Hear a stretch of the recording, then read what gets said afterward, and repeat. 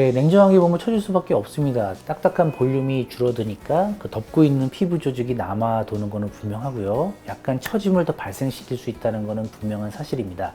다만 수술 기법상 그 처짐을 많이 심하지 않게 하는 기법이 있다는 걸 안내해 드린 거고요. 먼저 그거를 인지한 상태에서 생각을 해야 됩니다. 아, 내가 윤곽까지 고려를 할 것인가? 윤곽을 고려하지 않고 그냥 리프팅만 선행할 것인가? 이걸 먼저 결정해야 되는데, 수술의 순서는 먼저 윤곽을 어쨌든 해결하고 그 다음에 리프팅을 하고, 그렇게 마무리한 상태에서 필요한 곳에 볼륨을 소량 넣는 거, 이게 전체적인 미의 방향이라고 친다면 첫 번째 순서인 윤곽을 할지 말지를 결정하는 게 중요하고요.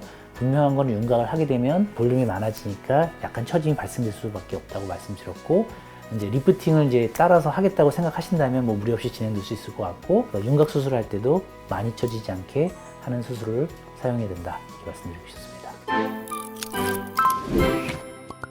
여기서 이제 일반 사람들이 생각하는 보톡스 효과에 대해서 말씀을 드리고자 한다면, 사실 보톡스는 정면 효과가 굉장히 큰 시술입니다. 윤곽 수술은 뼈가 들어간다 그랬죠? 이 뼈 밖에는 근육이란 두꺼운 근육이 덮고 있거든요. 이 근육이 발달한 사람은 근육이 얇아지는 것만으로도 정면 효과가 되게 좋죠.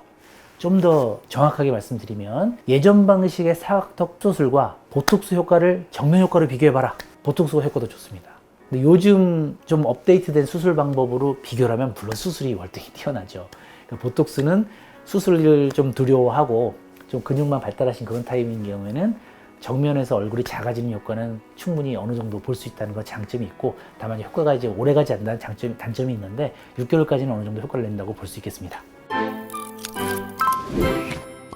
네, 물론 같이 할 수 있습니다. 비절기 리프팅 같은 경우에는 뭐 특별히 이렇게 상처를 내는 수술이 아니기 때문에 그 윤곽 수술하면서 동시에 리프팅 가능하고요. 다만 절기 리프팅 경우에는 이제 방법이 여러 가지가 있긴 한데, 이제 피부 조직을 들치고 바닥에서 또 피부가 또 박리가 일어나고 이렇게 되면 이제 위험해지기 때문에 보통 절개 리프팅까지는 같이 안 하고요. 또 절개 리프팅 한다는 거는 또 큰 수술이잖아요. 그러니까 좀 더 완성도 높은 결과를 위해서 노력하는 수술이기 때문에 동시에 하는 거는 바람직하지 않다고 생각을 하고요.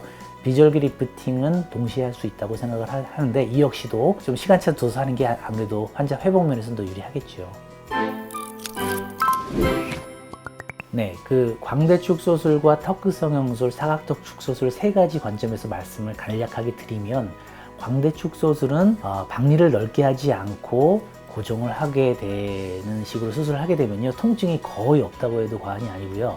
턱끝 성형 같은 경우에도 아무래도 가볍지 않은 수술이니까 이제 피부를 박리를 이제 넓게 해야 되기 때문에 통증은 있을 수밖에 없고요. 근데 사실 그 큰 통증이라기보다는 붕대를 좀 감아야 되기 때문에 붕대에 의한 압박으로 인한 통증, 그다음에 아무래도 욱신욱신 거리는 정도의 통증은 3, 4일 정도는 갈 수 있다고 볼 수밖에 없습니다. 상대적으로 광대축 수술과 턱끝 성형은 통증은 많이 심하지는 않고요. 사각턱 축소술이 상대적으로 더 통증이 약간 있을 수 있다, 이렇게 보시면 되겠습니다. 윤곽 수술은 사실 부작용이 모양이 사실 제일 중요합니다. 사각턱 축소술 같은 경우에는 잘못하면 과잉 절제가 된다든지 2차 각이 생긴다든지 어색한 얼굴이 될 수가 있거든요. 그렇게 이미 결과가 돼버리면 돌이키기도 어렵고, 그 결과에 대해서 굉장히 실망스럽고 또 많이 처지게 되고, 그래서 결과가 굉장히 심각해집니다. 그래서 수술할 때 주의를 해야 되는 게 중요하고요. 그런 일반적인 수술이 잘못되지 않았다는 전제하에 이제 일반적으로 생길 수 있는 부작용이라고 본다면, 가장 흔한 게 이제 신경 스트레칭 증상이겠죠. 신경 스트레칭 증상은 일시적으로 이제 감각을 저하를 올 수 있는데, 너무 걱정하실 건 없는 게, 설령 이제 신경이 많이 손상됐다 하더라도 시간이 길게 두면 신경이 다 회복을 하거든요. 그래서 감각 저하, 일시적인 감각 저하가 있을 수 있는데 다 회복을 하고, 심지어 신경이 많이 다쳤다 하더라도 조금 고생을 하지만 길게 보면 신경 증상은 거의 대부분 회복한다고 이렇게 볼 수 있겠습니다. 예, 많은 분들이 궁금해하시는 사안입니다. 실리프팅이 얼마나 갈지에 대해서 딱 잘라서 말할 수는 없는데요. 이제 실리프팅은 단기간에 확실하게 가시적인 효과를 내기 때문에 많은 분들이 좋아하시긴 하지만 개인차가 있는 것 같긴 합니다. 보통 일반적으로 그냥 2년 정도 간다고 보시면 되고요. 경우에 따라 2년 못 가는 경우도 있습니다. 그렇지만 보톡스 필러 그런 시술보다는 훨씬 더 체감되는 그 효과 지속 시간이 길기 때문에 많은 분들이 부담 없이 선택하는 그런 시술이라고 보면 될 것 같고요. 절개 리프팅은 좀 다르죠. 절개 리프팅은 피부를 많이 없애고 당겨서 피부를 봉합하는 수술이니까 그 피부가 짧은 기간 안에 다시 늘어나서 이렇게 만들어줄 수는 없기 때문에 절개 리프팅 효과는 어떻게 보면 반영구적이라고 볼 수는 있지만, 피부라는 조직이 이렇게 강하게 당기면 또 늘어나는 특성이 있기 때문에 길게 보면 또 한 5년 정도 지나면 또 처음 같지는 않지만 약간 늘어나는 증상이 있기 때문에 어느 정도는 너무 엄격하게 생각한다기보다는 어느 증상 개선에 포커스를 맞춰서 수술을 생각하셔야 될 것 같습니다.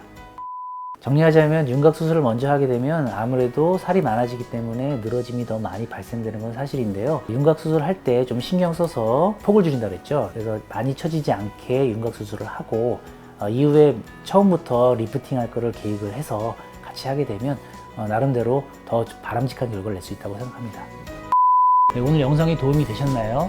영상을 보시고 혹시 궁금한 거나 더 질문하실 게 있으시면 댓글에다가 질문을 이렇게 남겨주시면 저희가 가능하면 빨리 좀 정성스럽게 원하시는 답변을 달 수 있도록 노력하겠습니다. 많은 댓글 부탁드리겠습니다.